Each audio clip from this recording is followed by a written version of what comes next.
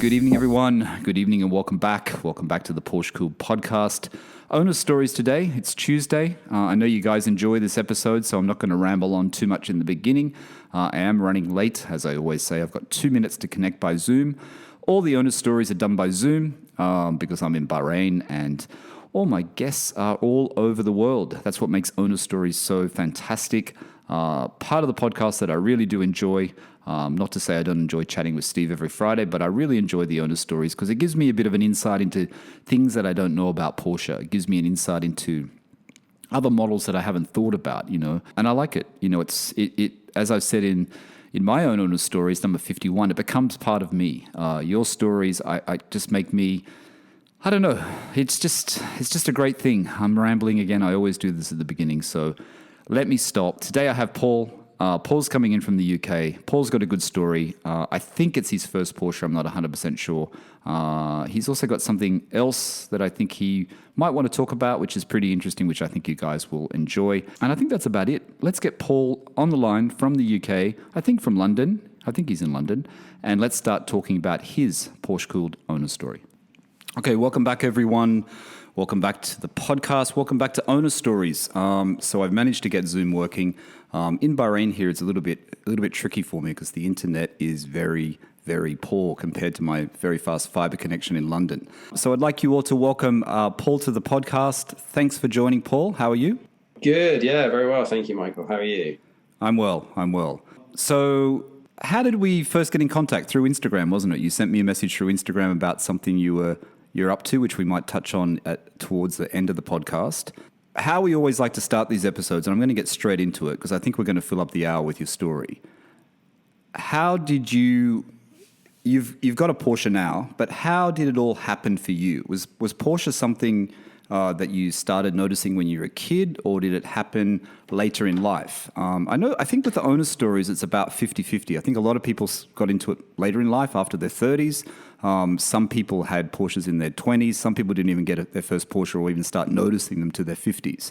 So how did it all start for you, Paul? So cars forever since day dot. Porsche probably early teens, mid-teens. And a dealership in Swindon in the UK called Dick Lovett. They're a really renowned dealership. They're very professional. And I, as a child, I was really I still am to an extent, but I was really into art.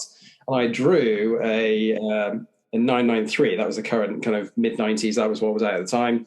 And I was fascinated by it. So I drew a picture of both the engine, the flat six, and the sort of silhouette of a 993, and then sent it to the guy that ran that dealership. In fact, owned the whole franchise. And he very kindly wrote back and sent me a stack of hardbacked, I wish I knew where they were. I'm sure I tore more pages out, but stack of books. Okay. And that was pretty much it. From that point onwards, I was fascinated. But like lots of people, Porsche was completely out of reach. At that point, I came from sort of fairly, humble beginnings. So it was one of those things that I kind of looked at as a one day. One day, yes. Yeah. So, So are you someone that actually, did you have a lot of cars? Did you have the need for cars? Were you into cars, over the last sort of few years or growing up? Or was a car not a necessity being in the UK? Oh, no, it's totally a necessity, probably for freedom. Coming from Cheltenham, which is a spa town. It's a very pretty town. Right. We're blessed with some fantastic drivers' roads within 10 minutes of the centre of the town. So it's about 20 minutes away from Jeremy Clarkson's house. Okay. If you know Harry Metcalf, yes. Harry's Garage on YouTube. Those guys all live in that sort of same area. Richard Hammond lives quite close by. For that purpose, those people all flock to that area because the roads are so good. So as soon as I could pass my test because I wanted to get out on those roads. Notable cars along the way. I mean, the first one was a terrible, same as everybody's first car, terrible. I crashed it within 3 months of owning the thing. Oh, okay. But the best ones, I was thinking about this, I was walking my dogs earlier on and I thought about this, which if I had to pick 3 or 4 cars out of the cars I've owned, because I've owned 40 plus cars over the years. Some are disposable, Okay. Yeah, loads, absolutely. Serial car buyer until recently. Okay, because let me just tell the listeners, I actually joke with you at the beginning, if you have 45 cars, we can't talk about all of them. I didn't realize you were going to have 40 cars, you know that. Yeah, exactly. So luckily I said that before we start. So let's start with the first memorable one, the one that sticks into your mind. Yeah, okay. So the first memorable one, and this will you'll see the link at some point, was a Mk1 Toyota MR2. So the AW11 boxy one from the early 80s to sort of late 80s. And mine was a 1988 T-Bar in super red. And I was 19, I think, when I got that, 20 maybe. Yeah, and we were, again, a fairly well-known company now, Litchfield Motors. Yes. Power Station, who were connected to Litchfield, who still are connected to Litchfield. They tuned the suspension for me, did some setup on it, and got that car to a really great place. I crashed it. Oh, that's the one you crashed. That's the one you crashed. Yeah, the MR2 is a pretty special car, though. I knew someone that had one as well. They're a pretty special car when they were new, but even now, more so now, everyone's chasing after them again, aren't they? Yeah. And if you think about the platform and the essence of what it is, it was so early mid 80s, and it was doing 7.7 seconds to 60 miles an hour. It weighed just over a ton, midships engine, rear wheel drive, no power steering. I mean, it's what we think of in a Lotus Elise as. I mean, it's pretty, if you can draw lots of parallels between the two cars. And it's interesting because, I've come full circle and I'm back into giving a game away now, but a mid-engine car. Yeah. So aside from that, though, the interesting ones, a couple of really great 205 GTIs. Went through a period of really loving French cars. A Volkswagen Corrado, 16 valve that I modified and put on bike carbs. You know what? Sorry, Paul. I don't know what a Volkswagen Corrado is. What is that? Right. Okay. Is that only the UK market, European market? I know it's not in. No. It wasn't in Australia. I know that, so I'm not quite sure what it is. Interestingly, mine was an import from New Zealand. Really? So it definitely hit the New Zealand market. Yeah. Okay. But it was built by Volkswagen, but in a different factory, in the Cayman factory. Okay. I don't know where that is in Germany, but yeah, they were hand built, but they were partially hand built. Right. They had do you remember Sirocco? Do you know what a Sirocco looks like? Yes. Yeah. So it's like an evolution of the Sirocco, kind of similar coupe shaped car. It had, again, I'm fascinated by gadgets, and it had a little spoiler that you could hit a button or it automatically wrote 65 miles an hour. Did absolutely nothing. I found it fascinating though. Yeah, great car. Again, I think I was too early in my ability to actually produce anything of quality engineering wise at that stage. So it looked good. It did not work. So it was really unreliable because I played with it too much. So the crash, let's go back to the MR2. The crash in the MR2, the one you crashed, was that due to car failure or driver error? It was due to excessive ego and being overconfident. Is that because you had Litchfield tweak it a bit and it just had too much power? No? Great job. No. It was average to poor road conditions. National speed limit in the UK, so 60 mile an hour on a kind of country lane. Yeah.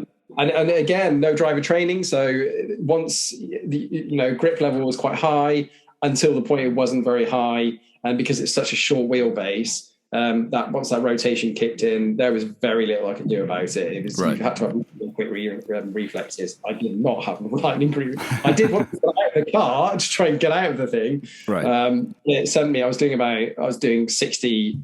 Ish, and kind of went backwards over a ditch, through a hedge, into a farmer's field.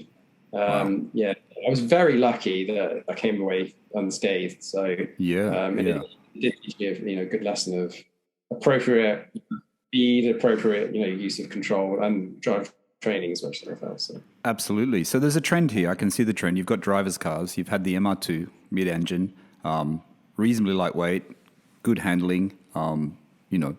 Then you've had GTIs. You've had Peugeot GTIs, right? You said the GTI.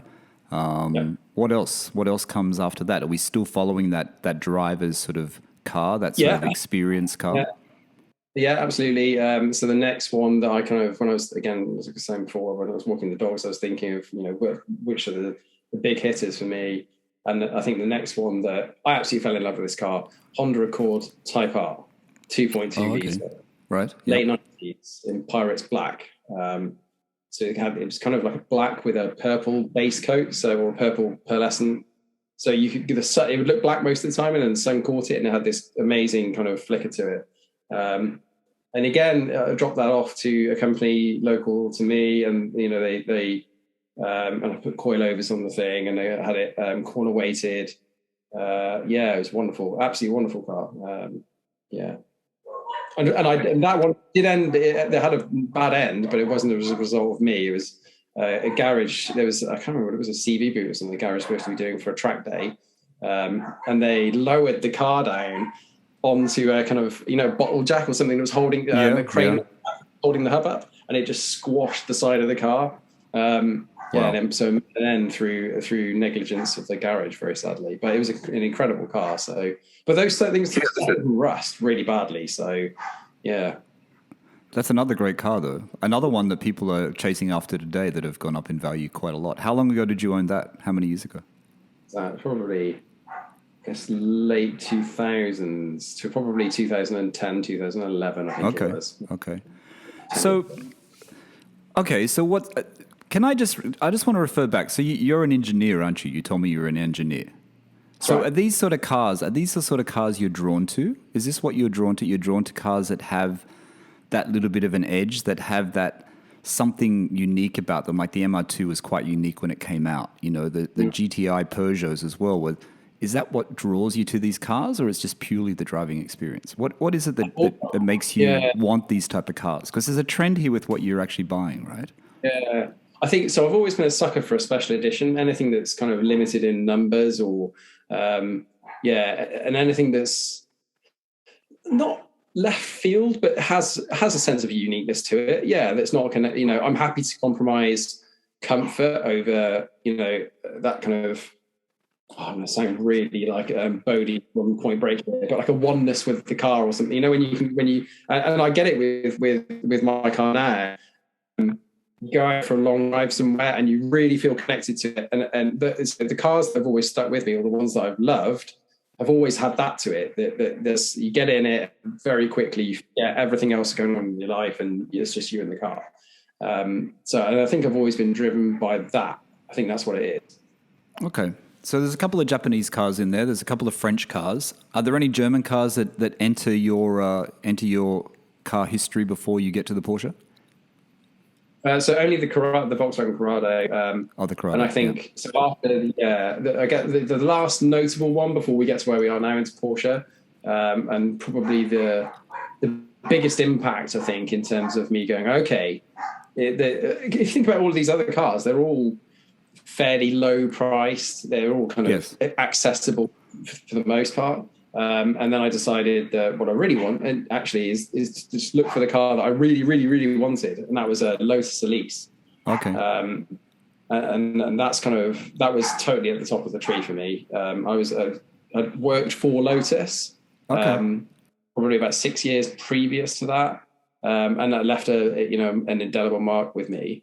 And I went hunting for a pretty ropey one, really. Low owners I wanted and low miles, but I wasn't bothered about reliability because I knew I could take the thing apart and rebuild it if necessary, which is exactly what I did. I kind of took that car with a failing head gasket and lots of curation work to do, because that's how you look after these things, and then built it all the way back out from nuts and bolts to probably one of the best ones out there. Yeah, I've got this very strong attraction for the Elise at the moment, and maybe I'm late to the party. I don't know whether I'm early to the party, Paul, or I'm late to the party. And I noticed that Jason Camisa's got one. Jason Camisa's got one, and I've seen something about his. Then I watched someone else that had one. And then I've been looking at the prices, and I spoke about this I think a few episodes ago. And the prices are still okay, right? I don't know a lot about them. I don't know whether to get, Series 1 or Series 2 or whatever it is, or the early models or the latter models, or the Toyota engine or the Rover engine or whatever. I'm not really that up on, that technical side of it. But I think, as a Porsche owner, I think the Elise is a really, and it's interesting you've had one. is a really good car to have with a Porsche, whether it be a 911 or a Cayman or a Boxster, don't you think? Yeah, absolutely. I think I would say, especially if you've got a later model Porsche. Let's say take an example of that. So say you've got a Macan. Yes. That's your daily. It's a lovely, beautiful car, but there's still something inside you that wants that raw edge, that kind of driver's car that you probably can't really get to and spend a ton of money. But actually, an Elise gives you all of that, but it's less compromised than a Caterham or something similar to that, which is, it's 2 steps away from a motorbike. So you can still, and I used my Elise to commute at weekends, 4 hours each way. So it can be done. Don't get me wrong, it's not a pleasant experience if you're doing it regularly. So if I had one, it would be, there's a beautiful Sunday morning and you're up at 6 a.m. You go out there and you fire the thing up and you just head straight out to the countryside. That's what those things are for. They're noisy, aren't they? They're noisy. They're loud. Yeah. They're noisy as in, depending on the exhaust you have, but they're loud inside the cabin, right? Because there's no really sound deadening or anything in there. Horrendous. Yeah, really bad. Yeah. But that's part of the charm. You don't get those things. You know what you're getting when you buy one. There's no sound deadening anywhere. There's a plate floor of aluminium and you're sat on it pretty much. Every stone that hits the wheel arch, you hit all of that. So, but is that any different to owning a McLaren or whatever with a carbon tub? You know what I mean? It's probably the same experience, right? It's that same sort of noise because they're really noisy, right? Anything with a carbon tub is very noisy. Yeah. I would imagine. I mean, clearly there's going to be some effort applied to compliance and making sure MVH is dumbed a little bit, but certainly you're getting, I think, probably 30% of that experience. Obviously much slower speeds, but is the slower speeds thing a big problem? I don't think so. No, if you're driving around on a road, especially, wherever you are, if you want to have fun within, relatively within the speed limit, you can't do that in a modern day supercar. You're in first gear and you're breaking the law. So absolutely, like the Lotus is, and I'm sure many other cars that, are similar, give you that option to play with it, to find the limits of the car and to get close to that and have that really great fun, but you're still not breaking the law. And that's an attractive quality. And if you talk about residuals, people that have bought those back in the late 90s, for example, they paid, I don't know, £25,000, $30,000 or whatever it is. And they're probably about that now, for a good one. So you don't really lose any money, do you? I read something actually the other day, some article where it said you're pretty safe. If you buy one, you'll pretty much get your money back when you sell it. So I think that's a good thing. So the Lotus is good, right? Because it's small, it's fast enough, it's lightweight, which makes it exciting, which makes it a good experience. So that's what makes it great on the English roads, right? On the English back roads. So you had that car for a while. Why did you sell that car? Did you want to get something faster or bigger? What was the change after that? The notable change that you changed into? So my intention with that car, I built the car around. So I built the chassis out. I rose jointed all the suspension. I'd been to Nitron and got Nitron bearings for everything and quantum racing shocks. I'd really spent a lot of time dialing it in with a friend of mine who owns an engineering company, HPE Automotive. Right. And it was a fantastic car. The intention was for him, Dan at HPE, to build me a 300 horsepower Honda K20A engine and would fit that. So then we'd have a 700 kilo car with a 300 brake horsepower engine attached to it, which would have been an absolute missile. That was the plan. And then wife and I decided to buy a house that we needed to liquefy all our assets. Okay. Which meant that one of the things that had to go was the Lotus. So I kind of went for a short period of time without anything. So, but we'd agreed, my wife and I had agreed that actually it's a big part of my life. Cars have always been a big part of my life and they will always be. So as soon as we're in the house and things have settled down again, I'm going to go car hunting. And I didn't know at that time whether it would be a Porsche, whether it would be, what else did I get? I thought about all sorts of stuff at the time, whether I could get a Ferrari California. Or I think what I really wanted to do is push myself into a position where... Why a California? Because of the price? Because of the price? I think accessible, semi-modern Ferrari. I think that's what it was. And And I really don't care very much about opinion. So the whole thing about, oh, it's a Maserati, it's not a real Ferrari. Yeah. You know what? I wouldn't believe that. If I was sat in it with a Ferrari badge in front of me screaming at 7,000 RPM, I'd be pretty happy. So the California is a weird one, though, isn't it? Because it was unloved. It was replaced recently. It has been replaced. And the prices are quite low in the UK, aren't they? They're not that expensive. Yeah, they're actually quite a good buy. But because no one really wants them, do they? Exactly, yeah. 70-ish thousand, I think they are, British GBP. Yeah, which is quite good. That's a lot of car for that much money. I don't know what they are in the rest of the world, but it was an attractive option. But, you know, we've moved into this house. We'd stretched ourselves a little bit to get in here, you know, trying to be financially sensible. So I was then looking at, okay, that's quite an expensive car to run, probably. I don't know the ins and outs. So I wanted to find something that gave me the thrills of the Lotus with sensible running costs, that probably had good residuals, that, you know, that offered me an experience that I've been craving that I haven't been able to achieve yet. And it took me all the way back to to drawing those pictures and sending them off to the guy that owned all those dealerships. And I thought, why am I not looking at Porsche? You know, what could I get for, my budget was 33 to 35,000 pounds. Okay. And that was 2018. So 2018. Yeah. Okay, so in 2018 you could have bought a 911 for that price, right? You could have bought a 996. I don't know whether could you have bought a 997 possibly? Yeah, maybe a Carrera. I could have only bought a one, and I think and I would have done. I think I would certainly have been more keen. But again, when you think about this, the reasons why I discounted the Ferrari was the running costs and the idea of, my luck.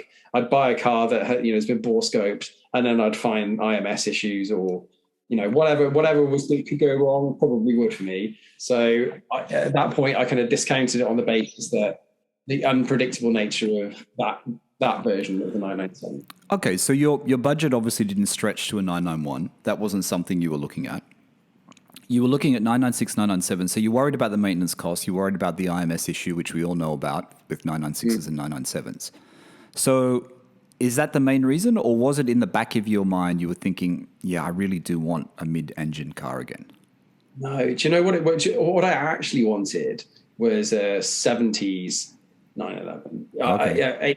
Eight after, an early RS or something like that. Okay. Or even a narrow body T or something. Yeah. But that kind of small, nimble. Again, look at my car history, the MR2 and the Lotus, to tell you what you know about the size and the agility of what I look for.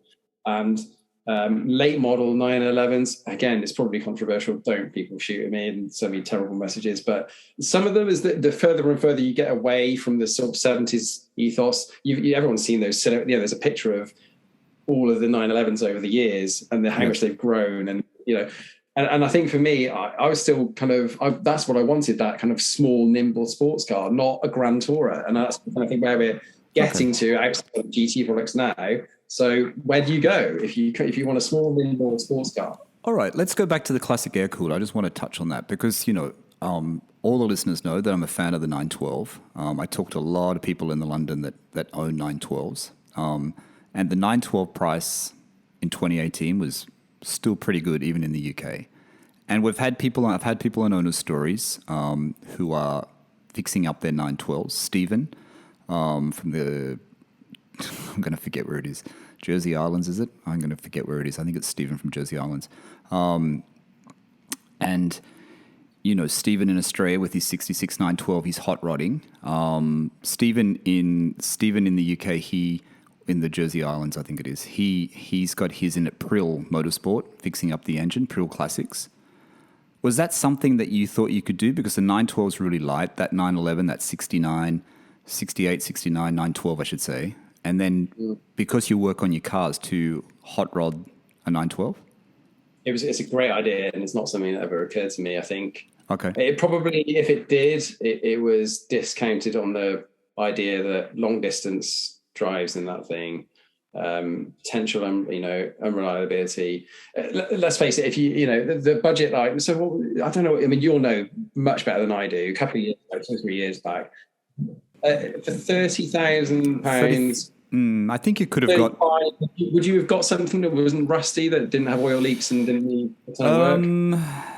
2 years ago, you'd probably. I mean, at the moment, you can get a reasonable one in the UK for around 39. There's a couple there for 39, 39.43. Obviously, if you get it from the US, you can get it. It's going to be left-hand drive anyway with the 912 because most of them are left-hand drive. So it'd probably be more wiser to bring it in from the US. So I think if you bought it from the US, you could have, quite easily.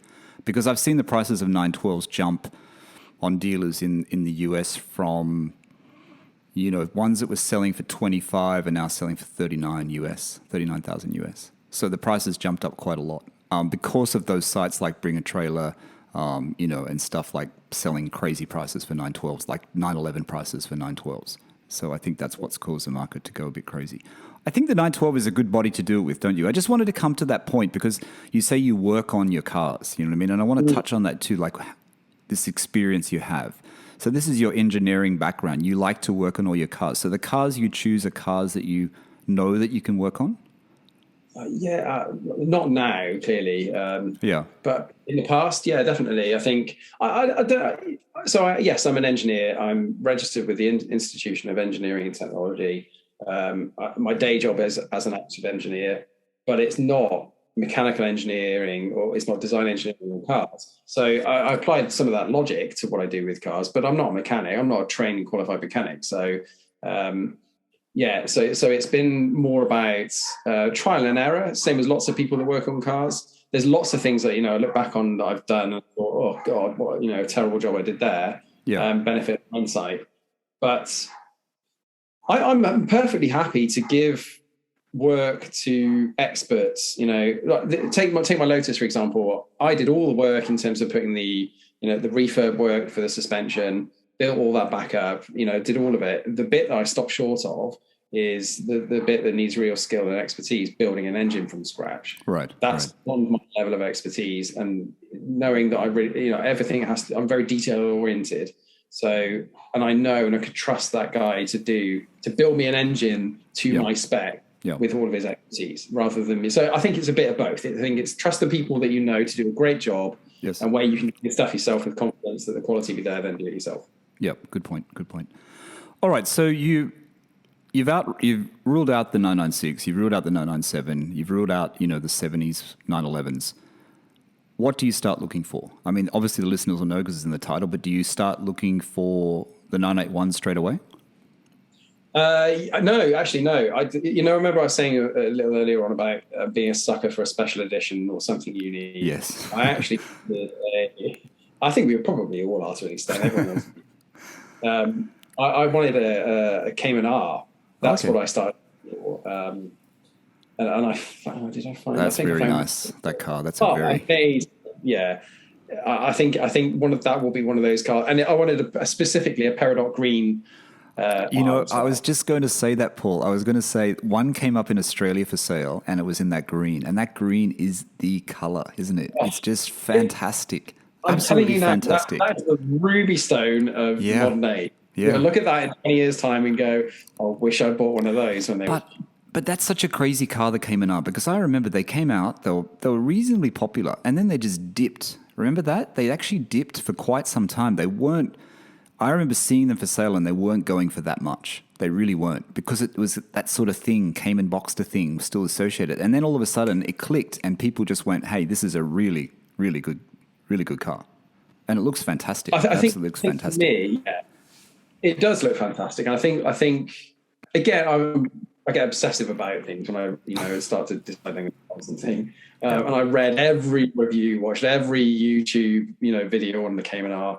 And what I found was lots of people were saying, if you spec up an S to a decent standard, you're there at an R. There's very little difference between a Cayman R and I think it was like GT3 doors made a difference. I think there was some pieces in there, but you could get so close to that. But it's not, is it? Let's face it, these things are all, it's the small changes that make something. And some of that's intangible. Some of it you can't really put your finger on, but there's something special about it. Absolutely. And that for me is the difference between an S and an R. And I think people are recognizing that. But if you go back and read some of those journalist reviews, they're all heaping praise on the car, but they all kind of looked at it and said, well, it's like Porsche didn't really go the whole hog. Does it really deserve the R badge, given where, the previous car that had an R on it?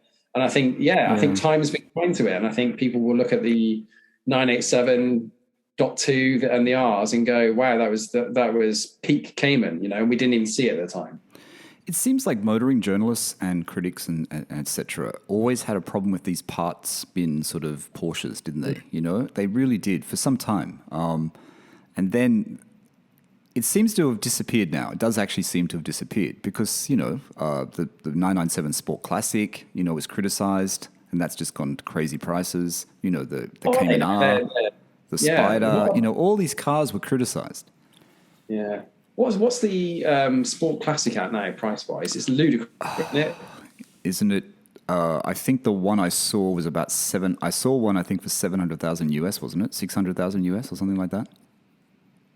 Yeah. I mean, I get it. I totally get it. I think, they did a great job with that. Yeah. I mean, look at even the 997, even, the 997 GT3, it's a different thing, I know, but the 997 GT3, RS 4.0 or whatever it is, one sold in Australia just recently for 1.1 million Australian dollars, which I think it's comparable in US and UK as well. Like, that's just insane. Do you know what I mean? It's just insane money. It's funny, actually. I'm glad you mentioned that. I was on the Seen Through Glass, Sam at Seen Through Glass YouTube channel. So I was at Behind the Glass, which is his podcast, a few months, it was probably last month sometime. And I was in the audience. And he said, we ran around the audience and said, what car would you buy next if you could jump into something that was great? And that was the car I said, the 4-litre. Yeah. And it was completely unrealistic because I didn't realize at the time how they were going for. No, it's a great car. It's a great car. The Sport Classic, I think, is a lot of people will look at and would have seen that, selling. I don't know. Maybe it was a long time ago. It doesn't seem like that long ago. I remember there's a car dealer in Melbourne called Dutton's, which sells all exclusive Porsches and Ferraris and stuff. Very, very great dealer. And they had a Sport Classic. I remember it was 299,000 Australian dollars, which is 160,000 pounds, isn't it? Something like that. And I'm trying to remember how long ago it was. It wasn't when they were new, but it was selling for that much. So the prices have just gone insane. But even then, though, I don't know if you can track back to that. What would you have said to that amount of money for that car? I mean, we know what they're worth now, and again, you look back with foggy eyes and you think, "Oh, I wish I'd have bought 5 of those things."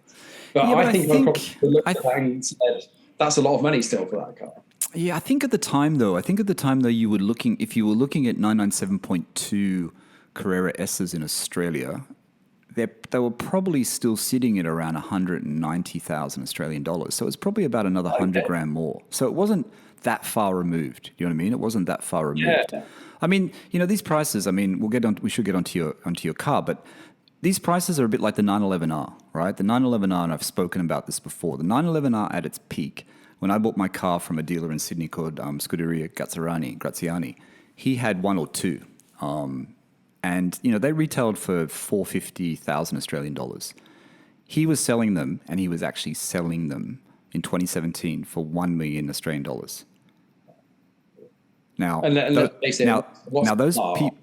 people bought that car. Recently, there was an influx of them on the car site like Auto Trader in Australia, car sales, and they were down to mid 600s.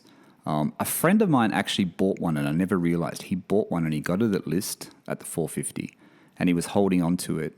It wasn't for sale. It was sitting in one of the Porsche dealers in Sydney, and it was just on display, and he was holding it, and he held it past the value, and then the value dropped, and I think he lost. He didn't actually gain that much money. Timing is crucial. Okay, so you're looking for your next car. You want a Porsche.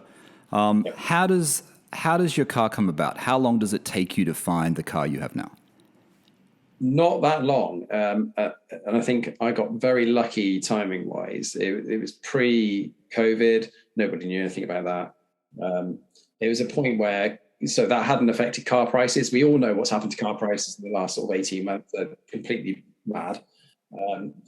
But what I knew is I'd made this. I didn't want to. So we know it's a 981. We know it's Cayman. That's in the title, I'm sure. I didn't want a Boxster. I was adamant I didn't want a Boxster. I wanted that kind of. Why not? Remember I was saying about There's nothing I wrong with love. Boxsters. There's been a lot of No, Boxster no. owners.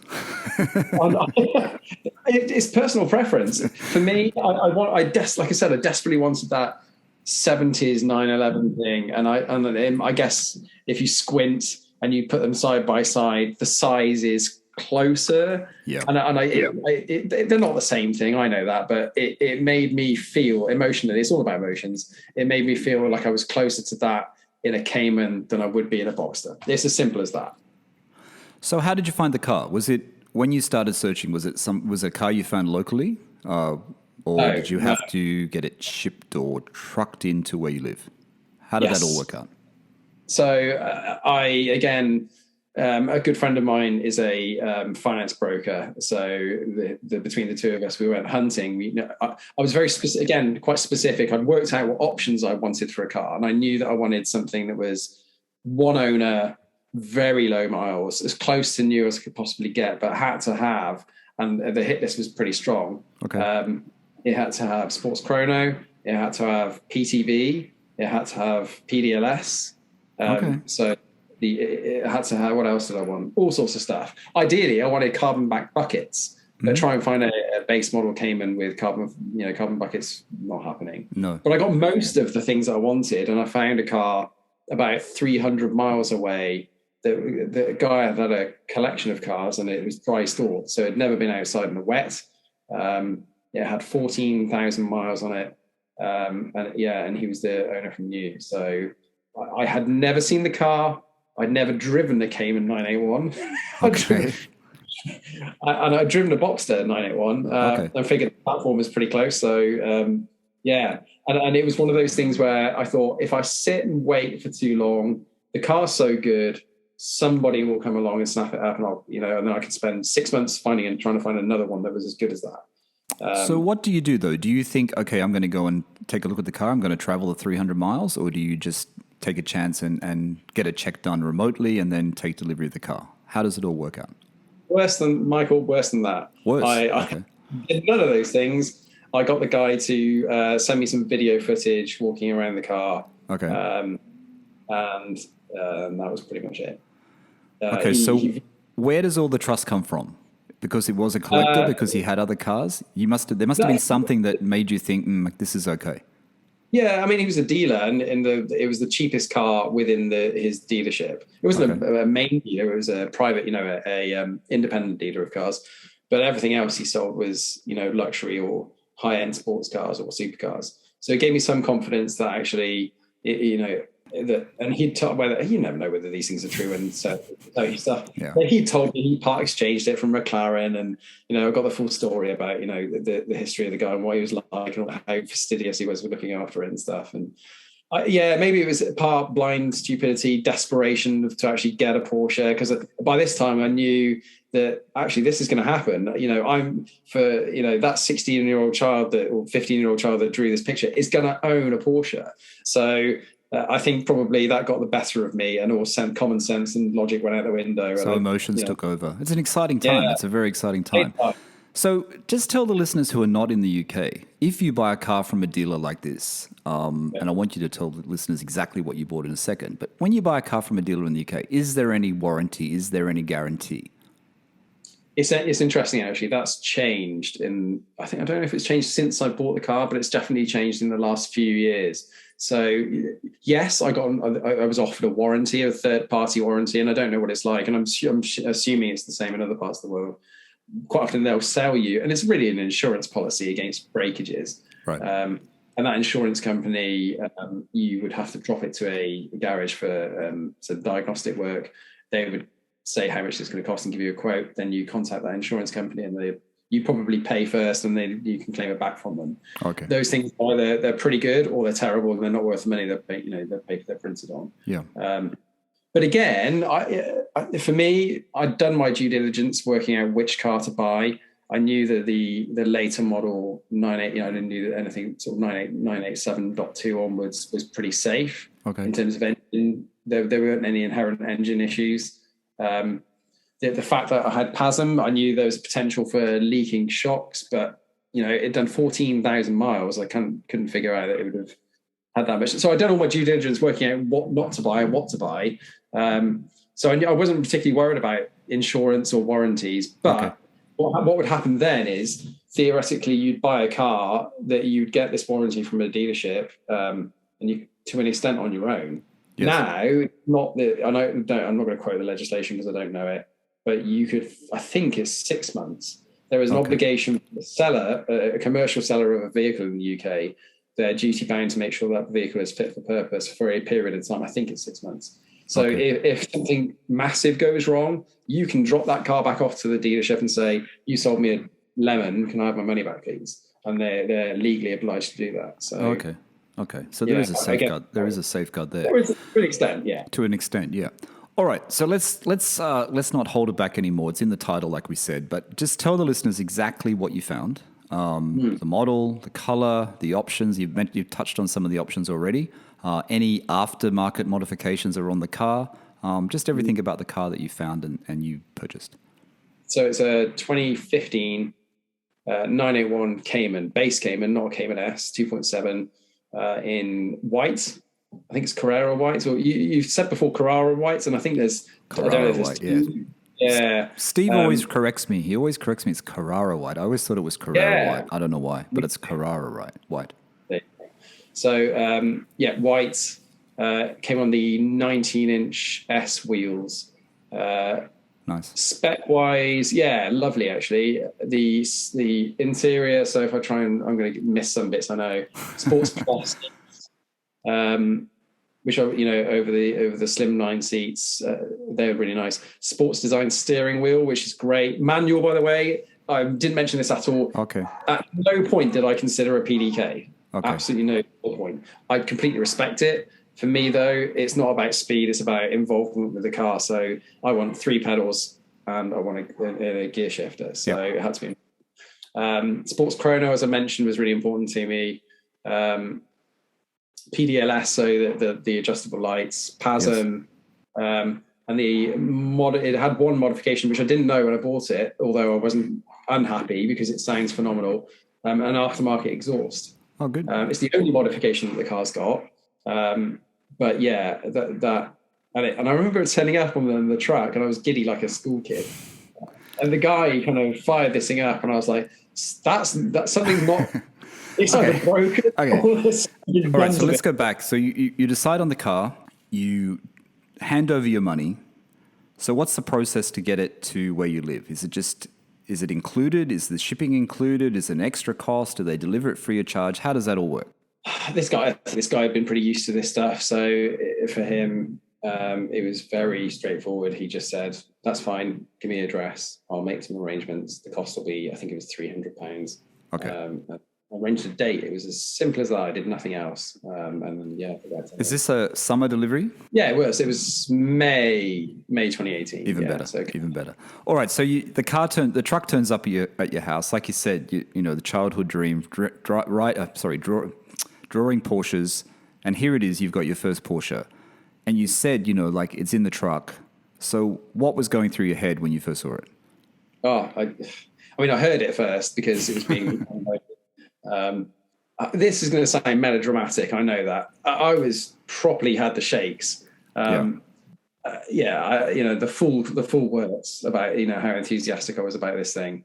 And I remember sort of walking out. I took a video of me walking out over to the car. Yeah. The first time I sat in the car, and I couldn't believe how clean it was. And it was a huge relief, obviously, because I'd not actually seen this thing in the flesh. And I kind of got down on my knees as it was being unloaded and looked underneath it. And I knew I'd struck gold at the point where I saw all the factory stickers underneath the car. There was not. It looked like it. The guy was right. It had never been out in the wet. The brake discs looked everything looked brand spanking new. So I think at that point there was a sort of sense of relief because I haven't bought something that's junk. It hadn't had any paint. All of those things, all the things I was really keeping my fingers crossed about. I've got all of that.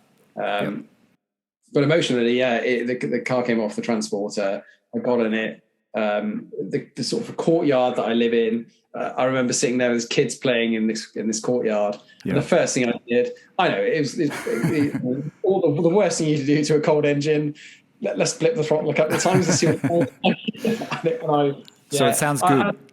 Oh God. And you know what? That 2.7, it's not the fastest car in the world. I'm not going to, not going to pretend otherwise.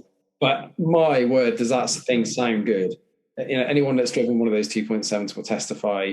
They get to that kind of 3,000 to 6,000 RPM mark, and it's got this howl, and it just sounds. The amount of tunnel runs I've done in that thing just to listen to it, yeah, unreal. But don't they compare the 981 Cayman? Don't they compare it to like an 80s Carrera? Isn't it similar? People say it's similar experience, like the size and the power. Is that what it's like a late 80s Carrera? I'd like to think so. I think there's probably people with late 80s Carreras screaming at this now. No, I mean size-wise and power-wise, you know what I mean? It's almost like that. I know there's comparisons where, what fits into what Porsches used to, what 911s used to be, the size of a 911. I was always really surprised when I was listening to Smoking Tire podcast and he was talking about his 328 Ferrari that he has, 328 GTS. And they say it's the same size as a Cayman. Which is wild, isn't it? Which I can't believe that's the same size. Yeah. Like every time I see a Cayman now, I look at it and go, surely a 328 GTS is bigger than that. Because you always think they're wide and they're huge. And even Testarossas, they're not actually that big. You just think they're big, but they're not actually that big. And I wonder, some of it, I wonder if it's, your comparative size when those things came out. 328, 308, Testarossa, all of those things. I was late 80s, 8, 9, 10 years old when those things came out, and you kind of look at them and they do seem huge because you're tiny. But as an adult, I guess and I think so. It's probably a bit of that, and probably the fact that all cars have got huge. Yeah, true. All right, so you've got your new Porsche. It's in your driveway. Do you take it straight out on those roads that are so great where you live? What do you do? So within 24 hours, I've driven to Brooklands racetrack. Yes. And got a picture of me on the bank, the old Brooklands bank. Perfect. Into, where else do I go? Thruxton Race Circuit, Silverstone, I think. I literally just toured around. I think probably put 400 miles on it in 48 hours or something, just driving to place anywhere and everywhere I could get some time into it. So, and then...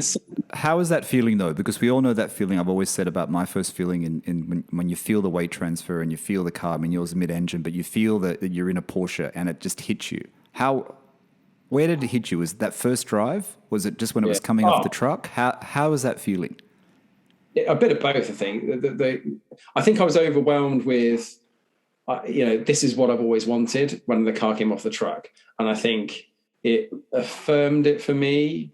It's so funny, isn't it? Because there'll be lots of people out there thinking about, and you guys have talked about it a bit before, about 911s, and is there? I think it was you and Ajmal talking about it. The last one I listened to, when you're in anything else, any other Porsche, are you really just waiting to get a 911, or are you kind of is that the next you're trying to aim for? For me, I didn't get that. I was driving this Cayman around, and I didn't have any sense of, oh, well, this is a stepping stone car for me, or this is on the way to it hit all the right notes I needed it to. It did everything I wanted out of it. It sounds phenomenal. It just a sense of, again, lots of really cheesy stuff. Maybe I don't know if you retitle this The Cheesy Guy or something like that. I don't know. Yeah. But it was, it felt right. It felt like I got the right car, and it was a gamble buying it, and it's paid off because there's not a single time where I've regretted it. Not once. Oh, that's good. That's fantastic. So, like you say you've got a base Cayman. I've got a base Carrera, 997 Carrera, as you probably know, right? Was there a point where you thought you wanted to push to an S, or did you think that the 2.7 was enough? I mean, like I said, I'd not driven the car, so I didn't try to find. I had no idea. I thought about the weight and the horsepower the engine had, and thought, you know what? And it's the same as my Elise. My Elise isn't a particularly quick car. Yep. Traffic Light Grand Prix against an Audi diesel would get wasted. That Elise would get wasted. But it was never about that for me. Again, like I said, you can have fun around the legal limit. I know I'm not into track days, so not any in any significant way. So all I needed from that car was to give me enough enjoyment, pure enjoyment, driving enjoyment out of it on roads within the legal limit, and it does that. It does that. Yeah, and I've said it before as well. I know the Carrera S is more powerful, of course, in the 997, But I find that my car still has, and I've driven Steve's GT3s, 997 GT3, but my car still has enough power there for the experience. And I think it's the same as your car, you know what I mean? Like a Cayman, just the Cayman, not the Cayman S. It's the same thing. The experience is still there. We keep talking about this power over experience. You don't need to have a lot of power to have a great experience, especially when you're on those great roads in the UK. I drove down to Goodwood with Nick, who was on the very first Owner's Stories, last year or the year before, I can't remember. And those roads are just fantastic, you know what I mean? Even the roads down to Goodwood, they're just fantastic. Even though it was it was a weekend and it was busy, there's just so many great roads in the UK where you can really enjoy, any car. The Lotus, though, you said when you had the Lotus, you weren't tempted to do a track day in the Lotus?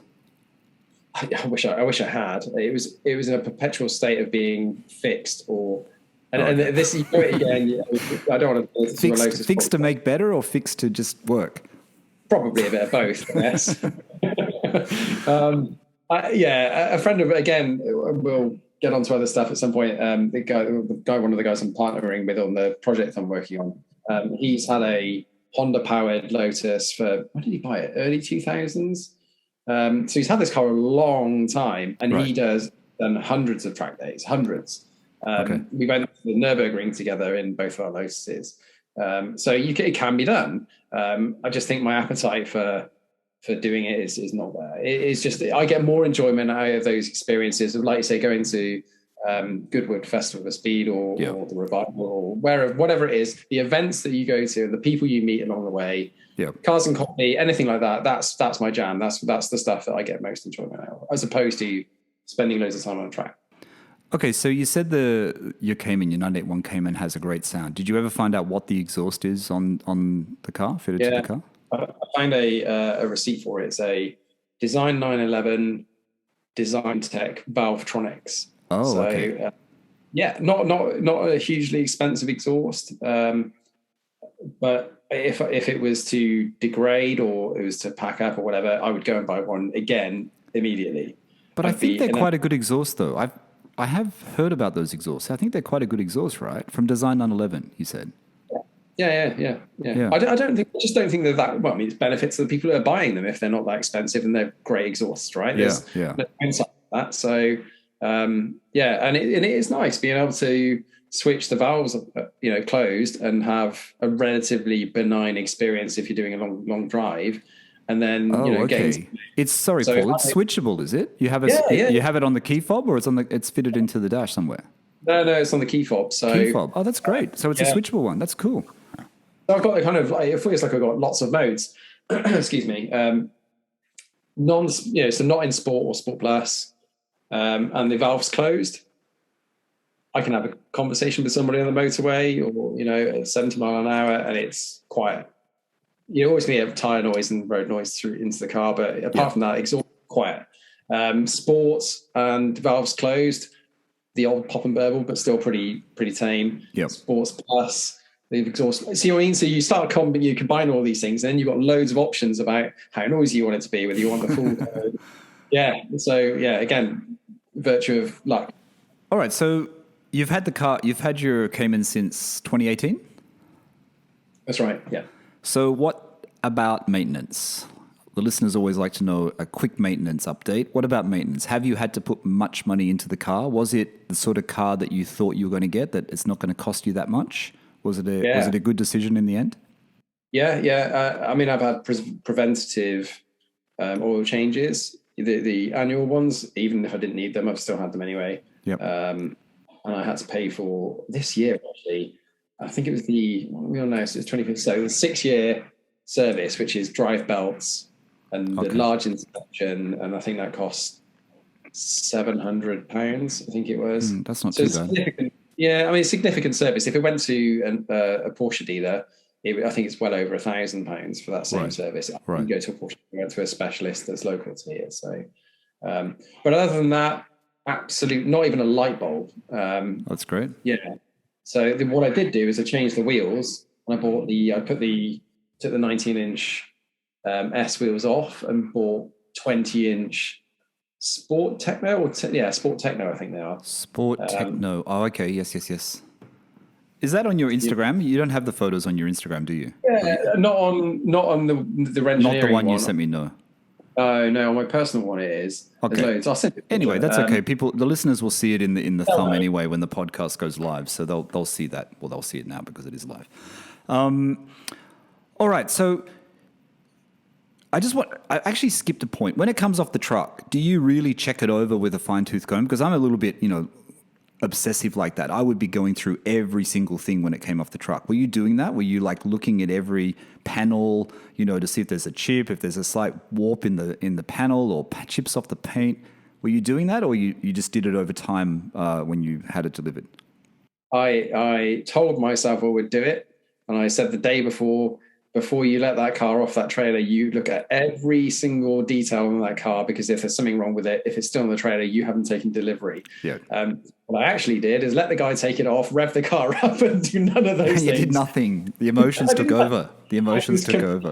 Completely childlike. And then the following day, I kind of did all my checks, and again, luck rather than judgment. It all paid off because there was nothing to be unhappy about. But I'd be lying. It sounds like you got a really good example though. Good color, good options, great options actually. It seems like a lot of people, when they get a base Carrera or a Boxster or a Cayman, a base, a lot of people spec them up quite well. I've noticed that when I've been looking through, I always think that the base models, people don't put a lot of options on, but it feels like people have actually optioned base models up quite well when you look at what's for sale now. I don't know whether that's because the dealer does it or, whatever, but it seems like there's still a few around where you can get them, highly optioned. There's a few. I've this year's been, as I mentioned before, it's been crazy financially for cars. And I've tracked the market for 981 base Caymans. Right. Pretty much for the last 6 months. Just out of curiosity, I'm not intending on selling the car. And they all stayed at about kind of pretty much what I paid for my car. But the ones I found for the same price, so mid-30s, they've had like the smaller wheels, they kind of very few options. Anything that's really well optioned just doesn't seem to be on the market. And if it does turn up on the market, it's gone in a day or two. Yeah. So you would get a premium if you sold it, that's for sure, with the options you have, or it would sell very quickly. Yeah, I think it would probably. I don't think it would fetch vast sums of money. I think it would just go. I mean, it's done 24,000 miles now, so it's still really low mileage. And I think what would happen is it would sell in a heartbeat. I could take a photo of the underneath of the car and I'll probably sell it from that. So that's great though. You've been driving it. You put quite a few miles on it, so that's fantastic. That's the main thing about it. Enjoying it and just enjoying the experience until the next Porsche comes along, which I'm sure there'll be something else. Speaking of next Porsches, do you want to talk about? And I'll just tell the listeners, Paul's got this project, and I'm going to let him talk about it. We'll just touch on it in this episode. I think, Paul, if you want, maybe in the future we can come back and have a longer episode about it and talk about it in depth. But I think it's a really interesting project when you sent it to me. And I had to read your DM twice to understand what was going on, but now I understand. Do you want to tell the listeners what it's all about? Because it is Porsche related. It is. And it's pretty special. Yeah. So like any engineer, you start with a problem and you kind of figure it out from there. The problem I wanted to solve wasn't Porsche related, but I knew I wanted to do something with a car. And it was actually a close friend of mine. His son got a first at university and was struggling to get work, even with a first.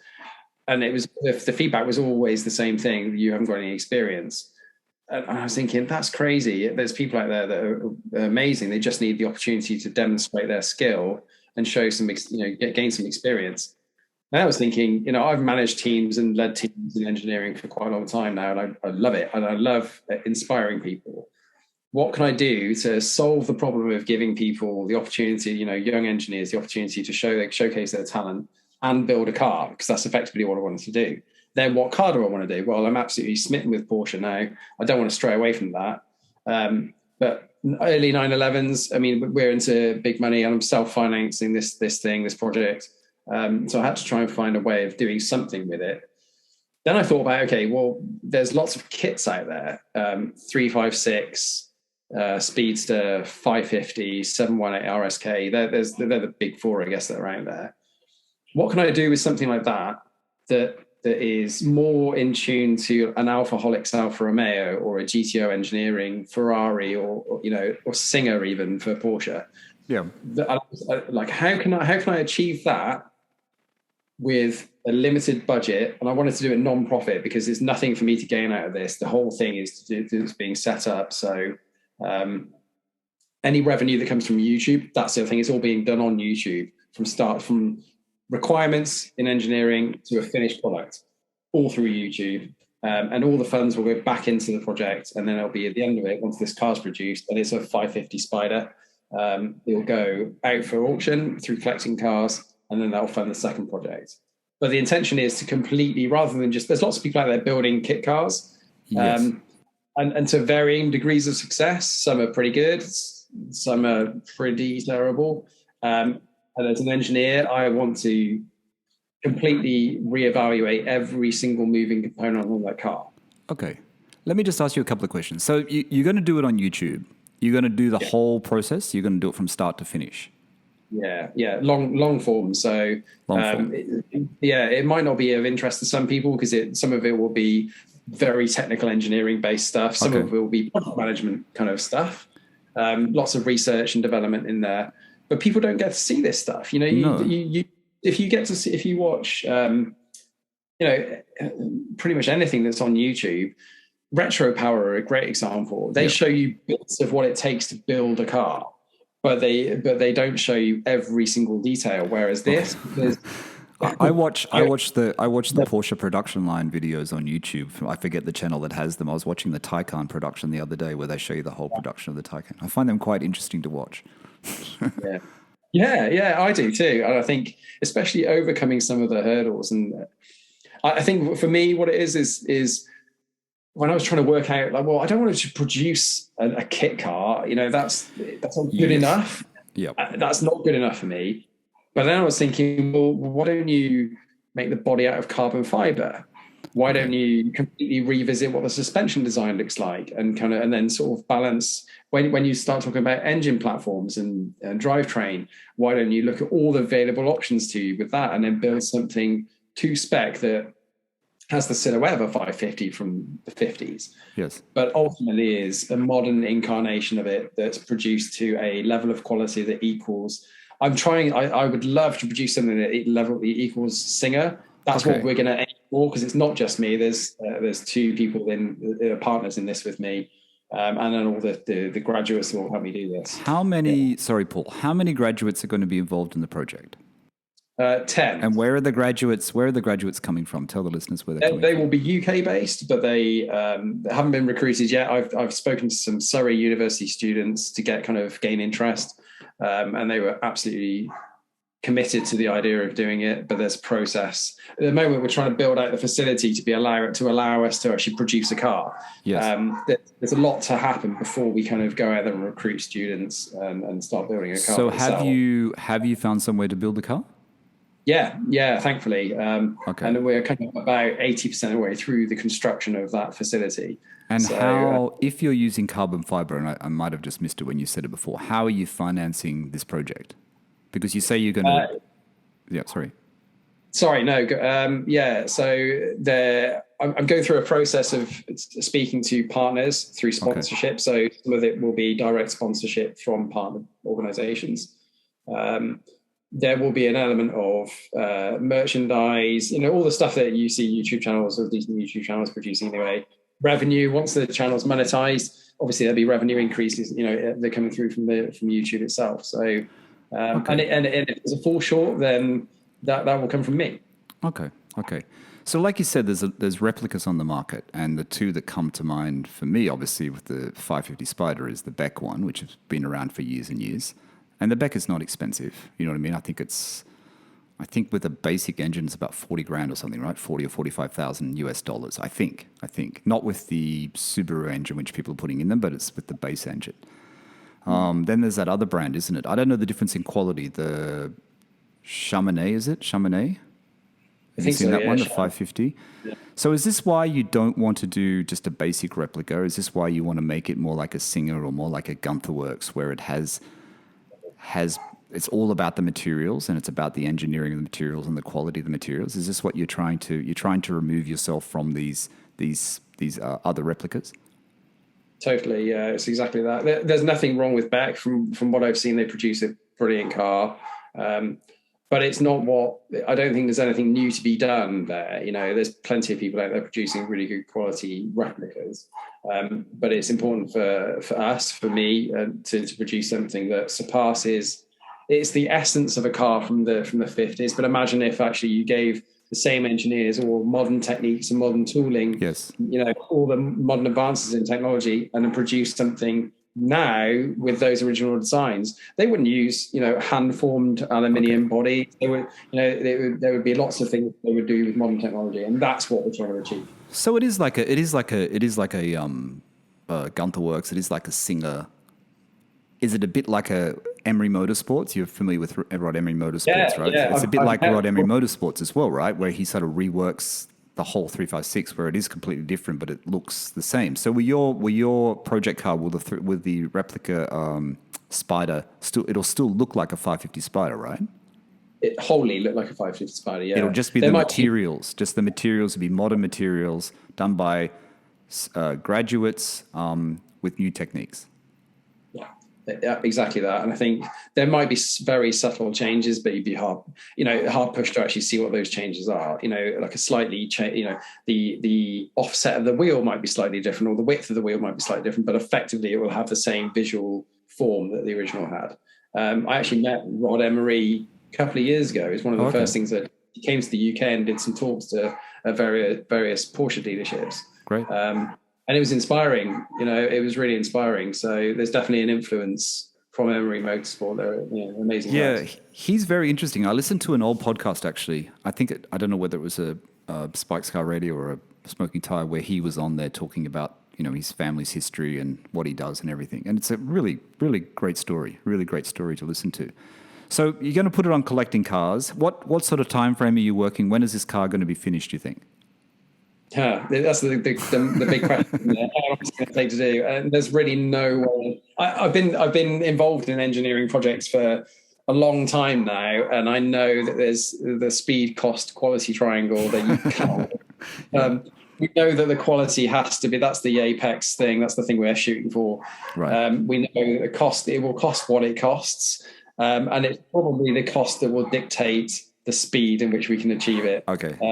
And you're putting it on collecting cars, and collecting cars has had some really great results recently on Porsches. And I guess, and I'm going by memory here, I think Jerry Seinfeld's 550 Spider sold for $5.5 million US.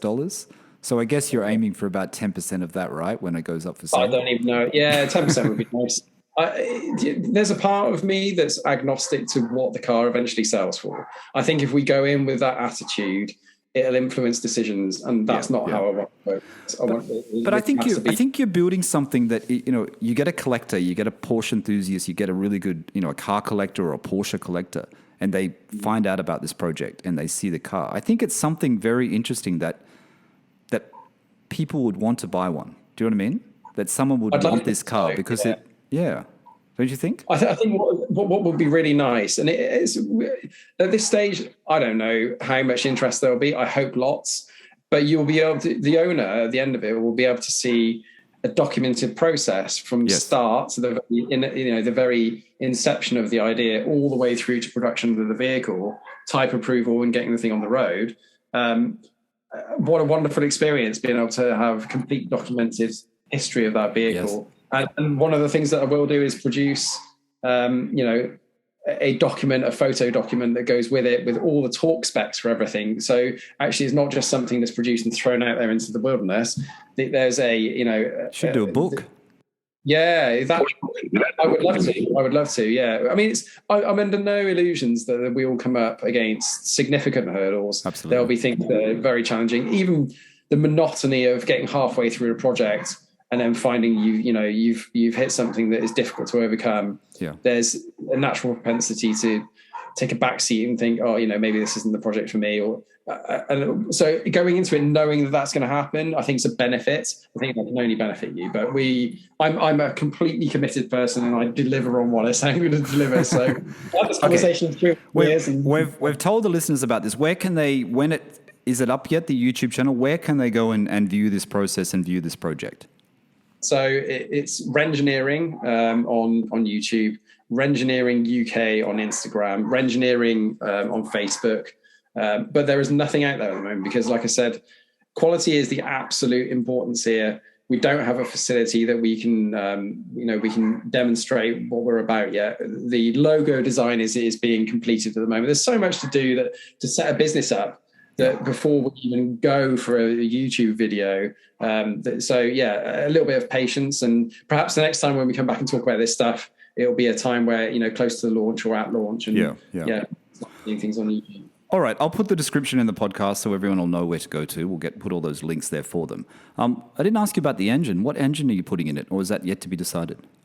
TBD, yeah. It's I guess one of the things I'm keen to do is get the views of the audience. I think audience participation will be really fascinating. I'd like it to be a Porsche engine, but again, it's one of those things that it's what's right for the vehicle. Again, extracting money out of the situation to an extent, and we'll decide that along the way. There's lots of decisions that the color of the car, the interior color. There's so many, my personal choice would probably be silver with a red interior. Classic. But actually, really, really classic. But you know what? If we get to that point where we're making those decisions and the feedback we're getting from both the graduates that are involved in it, my partners in this program, and the audience members that actually they want blue with cream or whatever, it'll be fascinating to keep people involved and make those decisions collectively, not just on my own.